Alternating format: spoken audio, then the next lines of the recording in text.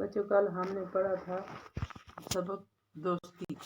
آج ہم اس کا دوسرا پیرا پڑھیں گے. دوسرے دن سب لڑکے خوشی خوشی اسکول پہنچے. اسکول کے باہر بسیں کھڑی تھیں. لڑکے ان میں سوار ہوئے. اساتذہ ان کے ساتھ تھے. بسیں پہلگام کی طرف چل پڑیں. احمد اور ندیم بس میں ایک دوسرے کے پاس بیٹھے تھے. دونوں بہت خوش تھے. پہلی بار ایک ساتھ شہر سے دور تفریح کے لیے یعنی سیر کے لیے جا رہے تھے.